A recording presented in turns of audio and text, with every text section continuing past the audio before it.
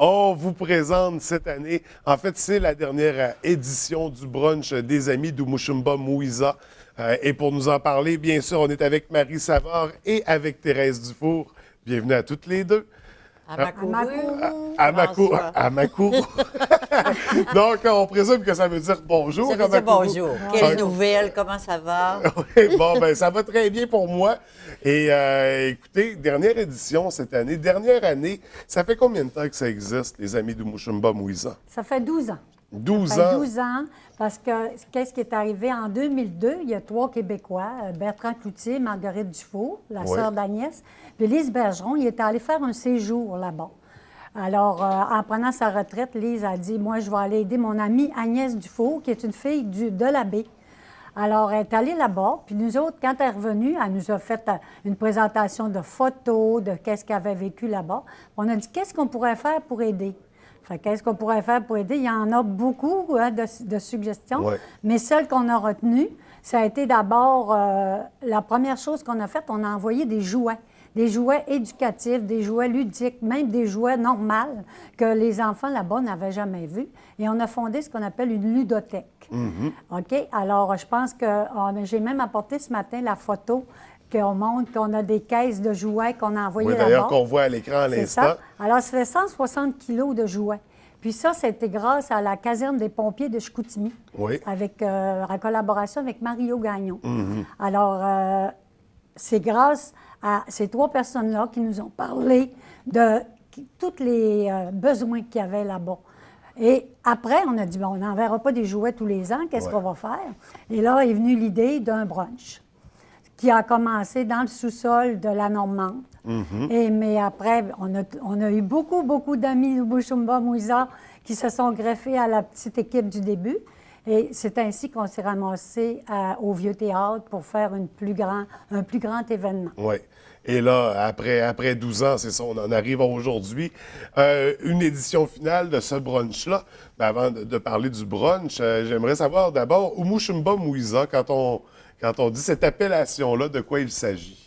Il s'agit du nom Bon Pasteur. En Kini-Rwandais, c'est Umushumba Mouiza. Ouais. Donc, c'est le centre Bon Pasteur qui travaille à aider les femmes en détresse et les enfants, les femmes et les enfants en détresse.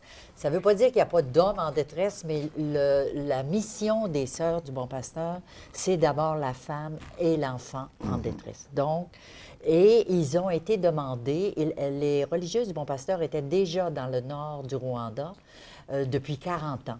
Et en 1985, le centre Umushumba Mouiza s'est créé à Kigali, a été mis sur pied pour justement regrouper les femmes et leur donner un travail, les aider à avoir des sous pour survivre. Et comme ça, ils ont fait appel aux religieuses du Bon Pasteur. Donc, Umushumba Mouiza, c'est Bon Pasteur. Et vous êtes allé au Rwanda cette Oui, année. je suis allée au mois de janvier-février. Je suis revenue le 19 février visiter l'organisation, donner un coup de main à Sœur Agnès qui avait des projets un petit peu plus spécifiques. Et j'ai passé 4 semaines. Et comment vous avez vécu l'expérience? J'ai bien vécu l'expérience. Je suis très contente de cette expérience qui m'a, dans le fond, désorganisée dans le sens que c'est complètement différent. La vie là-bas est complètement différente d'ici. Et c'est bien sûr que, c'est comme j'ai déjà dit à quelqu'un, à Kigali, il y a aussi des riches et des moins riches. Ouais. Mais là, nous, les Sœurs du Bon Pasteur, elles aident les pauvres. Alors, j'étais dans un milieu que je ne côtoie pas régulièrement et j'ai vu l'action qu'elles font au jour le jour, constamment, de 6 heures du matin à 10 heures du soir. Elles sont toujours sollicitées et elles contribuent à aider de toutes sortes de manières les gens autour. Les enfants, les adultes, les malades, etc. Vous avez pu constater justement l'importance des amis d'Umushumba Mouiza. L'importance est de ce qu'on dit que notre argent va directement aux besoins. Ouais. Comme par exemple l'année passée, notre objectif, c'était d'aider à améliorer la production du beurre d'arachide. Ouais. Parce qu'elles ont besoin de vendre des choses pour faire de l'argent. Le centre, il vit pas... Il n'y a pas de subvention là-bas. Il n'y a pas de gratuité. Donc, il faut toujours qu'il y ait des micro-entreprises ou des entreprises pour faire des fonds et pouvoir payer des salaires Oui. à des gens. Que ça devienne autonome, finalement. Que ça devienne autonome et que ça devienne qu'elle assure une pérennité Oui. aussi dans le temps, pas juste quelque chose de... Donc là, l'objectif, il en fabriquait depuis longtemps du beurre d'arachide, mais il n'était pas au niveau hygiénique, il ne répondait pas aux normes. Donc, notre travail l'année passée, ça a été d'envoyer l'argent. Et avec l'argent, d'abord, ils ont acheté de la machinerie et ils ont amélioré un local, c'est-à-dire construit un local qui répond aux normes d'hygiène. Et ils ont aussi fait, puis ils les ont acheté du matériel, là, je veux dire, un évier, amener l'eau. Avant ça, là, ils prenaient une chaudière puis ils allaient chercher de l'eau au puits. Puis quand ils voulaient faire stériliser, il fallait qu'ils chauffent le brasero puis ils mettent l'eau dessus. Puis alors, ça prenait 4h30 à 5h à faire une production de 10-12 pots de beurre d'arachide. Tandis que là, dans 1h30, avec l'équipement qu'on a pu acheter, ils font la même production, là. OK, fait que vraiment, ça facilite, Ça facilite grandement le travail. et c'est que là, puis il faut penser qu'il fait chaud, hein? Oui.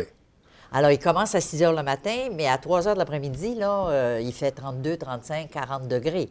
Alors, piler avec le pilon, le beurre d'arachide. Donc, ce qu'on a apporté, j'ai vu que c'est vraiment une amélioration et ça leur donne plus d'efficacité. Et comme ils ont besoin d'argent, bien, ils vont pouvoir faire plus d'argent. Oui, et ça, justement, c'est un travail en soi aussi pour les femmes qui... C'est un travail en soi. Il emploie une dizaine de personnes pour le beurre d'arachide. OK. Donc, ça répond à ce besoin-là. Et quand vous êtes allé au Rwanda, ça a été quoi le premier choc culturel? Ce qui vous a marqué le plus en arrivant là-bas? C'était pas mon premier voyage en Afrique. Alors, il faut que je le dise parce que, bon, mais ça a été différent. Ça a été de voir la misère et de voir tout ce que les gens font pour s'en sortir. Et c'est vraiment, vous avez des gens qui ne mangent pas une fois par jour, là. Il y en a qui mangent une fois par jour, mais il y en a qui ne mangent pas une fois par jour. Ils peuvent être 2-3 jours sans manger. Ils vont d'abord nourrir leurs enfants. Et c'est de voir ça au quotidien. On lit dans les journaux, on en entend parler. Je l'avais entendu, un petit peu vécu quand j'étais allée dans d'autres pays africains. Mais là, vraiment, pendant un mois, là, tu le constates à tous les jours. C'est une forme de pauvreté qu'on ne peut pas comprendre tant qu'on ne l'a C'est-à-dire pas observé. Oui, il y a des pauvres ici, parce que souvent, les gens nous disent qu'il y a des pauvres au Québec aussi, oui. Mais on a un système social qui aide. Ouais. Là-bas, il faut vous dire qu'il n'y a c'est ça. aucune subvention, il n'y a aucun bien-être, il n'y a rien, là. Si tu n'as pas un petit emploi, tu n'as rien. Tu vis de la charité, tu tends la main, et c'est vraiment... Alors ça a été un choc. Le deuxième, c'était émouvant. Je prenais, parce qu'il y a eu un événement heureux au centre, et on m'a demandé de prendre des photos des gens. Et il y avait, je la voyais, mais j'étais préoccupée par la prise de photos. Et il y avait une petite fille de 3 ans à peu près, près de son père, un petit peu au loin. Puis à un moment donné, elle est venue à la course, puis elle m'a touché les jambes. Parce que là, j'étais blanche, à peu près la seule blanche à travers un groupe de Noirs. Ouais. Puis elle voulait s'assurer... Mais ça m'a ému, mais souvent, j'y pense. Puis elle est retournée vite trouver son père. Ça a été aussi un choc de voir la différence de couleur. Nous autres, ici, on ne pense pas à ça, mais pour elle voulait vraiment vérifier si Qui n'ont pas j'étais nécessairement quelqu'un, là. Internet, puis la télévision, puis ci, puis ça, donc Mais ils baignent sont pas dans quand le même débrouillards, parce qu'on avait oui. des enfants autour. Et Marguerite Dufour, elle avait un iPod, puis à un moment donné, ils venaient nous voir, parce que quand on prenait une pause et tout ça, puis on était avec eux. Et puis on leur a passé le iPod sans explication. Ils sont capables. Ils sont aussi... c'est les conditions qu'ils n'ont pas, parce qu'ils ont aussi une intelligence et une capacité de se développer. Ils ne sont pas inférieurs Non. Ça reste des êtres humains comme nous tous, donc dans des conditions comme les nôtres, ils seraient comme nous, finalement. C'est ça. Et donc, c'est d'où l'importance de cette organisation-là. Et là, on parle justement d'une dernière édition pour les amis. Donc, dernier brunch cette année, ça va avoir lieu quand exactement? Ça a lieu dimanche, le 25 mai. Pas dimanche qui vient, là, mais celui dans 2 semaines, le 25 mai. Parce que des fois, quand on passe ici à l'émission, ils pensent que c'est tout de suite le dimanche qui vient. Donc, Mais c'est pas dimanche le 18, mais vraiment dimanche le 25 mai, au Vieux Théâtre, ici Oui. à Ville-de-la-Baie. Et c'est Roger Lavoie, Lucerne, qui est notre traiteur attitré, qui est toujours très généreux. Et j'invite vraiment toute la population à venir pour la dernière fois nous rencontrer parce que nous, notre brunch, tu as remarqué, il est encore à 15 $. oui. Puis 7 piastres pour les enfants à moins de 10 ans. Pourquoi on laisse toujours ce prix-là? C'est parce qu'on veut une fête familiale, un rassemblement de gens qui ont connu Agnès et qui connaissent toute la famille et qui veulent contribuer à l'aide d'un petit 15 comme disait Thérèse tout à l'heure, à un petit besoin qui, ici, on pense même pas à ce besoin-là, manger chaque jour. On mange 3, puis 4, puis des fois 5 fois. Là, Ah oui, facilement. Alors, on ouvre le frigidaire, il y a de quoi, mais eux, là-bas, c'est pas ça. Puis le centre, bien, il accueille les enfants puis les mamans, puis ils ont des repas, tu sais, parce que c'est encadré. Et les enfants, ils ont une garderie grâce à nous autres, grâce aux amis de Mushumba Mouiza. Les jeunes enfants ont une garderie. Comme tu disais tout à l'heure, prends ces enfants-là, mets-les ici, ils vont se développer au même rythme que les petits Québécois. Là. Oui. Mais quand tu n'es jamais suscité, bien, tu restes avec ce que c'est qu'on t'apprend. Puis nous autres, cette année, bien, notre but, oui. L'argent ramassé, c'est qu'on a équipé un local pour faire le beurre de pinot plus rapidement, modernisé, autrement dit. Mais cette année, c'est de faire un local pour la transformation des champignons. Parce que là-bas, il y a comme encore une petite PME, si tu veux, qui produit des champignons. Mais pour produire un lot de champignons, ça prend 45 jours. Okay. Avec des moyens, mais vraiment, là, on pourrait dire de façon très, très artisanale. Hier, je suis allée voir Marguerite Dufour qui me montrait les photos. Plus artisanal que ça, François, là, tu dis, mais c'est incroyable. C'est une cueillette. On les cueille dans la nature. Oui, mais ça serait. Oui, mais là, ils en produisent. Puis surtout qu'ils les vendent. Comme disait Thérèse, bien, la vente du beurre d'arachide et la vente des champignons, ça leur rapporte de l'argent. Et c'est le seul argent qui devient essentiel pour faire vivre tout ce monde-là. Ouais. Alors, nous autres, on veut apporter de l'argent, notre argent du brunch, va aider à acheter une machine qui va faire sécher les champignons. Parce que là, ils en vendent normal pour manger, puis ils ont quand même des gens qui viennent acheter des champignons, même des restaurants, je crois. Oui, ils vendent dans les marchés, dans les restaurants. Dans les restaurants. Mais la religieuse qui s'appelle Sœur Pascasie, elle voudrait en faire sécher pour faire des champignons séchés. Puis aussi pour faire de la farine de champignons. Savais-tu que ça existait? Non. Ça? Moi non plus. Mais ça a l'air que ça existe. Mais il faut que les champignons soient séchés. Et à ce moment-là, elle le fait sécher, mais avec le soleil. Mais ça pourrit. C'est long, ou c'est ça... la voie. Tu sais, alors là, on aurait, nous autres, l'argent à leur envoyer pour acheter cette machine-là qui ferait sécher rapidement les champignons. Puis ensuite, la machine qui boirait tout ça, ferait avec... pour transformer en farine. Et il ferait plus d'argent encore. Oui, donc un nouveau produit à mettre en marché. Exactement. Donc, c'est vraiment toujours dans l'autonomie du centre. Oui. Et donc, c'est à ça que vont servir principalement les sous cette année qui s'en vont directement là-bas. Tout le temps. Il n'y a pas de détour, il n'y a pas de centre administratif. Non, je peux te dire qu'il n'y a aucun détour. Puis nous, le comité qui était à l'origine... et que j'aimerais nommer, puis sans espérons, oublier personne, parce que des fois, on oublie. Alors, il y a René Boudreau, qui était là au tout début, Lise Gariepi, Lise Bergeron, qui était, elle, allée là-bas, Marguerite Dufour, Bertrand, Thérèse Dufour et moi-même. Et naturellement, là, c'est le cœur du comité qui était au départ. Mais il y a eu beaucoup de monde. Et ça, c'est important de le dire, beaucoup, beaucoup, beaucoup de bénévoles qu'on ne peut pas tous nommer, des présidents d'honneur, des bénévoles qui reviennent d'année en année, passer du café, monter les tables, et qui nous aident de 9 h le matin à 12h30 lors du brunch. Alors, ces gens-là, on voudrait les remercier grandement. Là. On a eu beaucoup de commanditaires aussi. Oui. Oui. Beaucoup, beaucoup.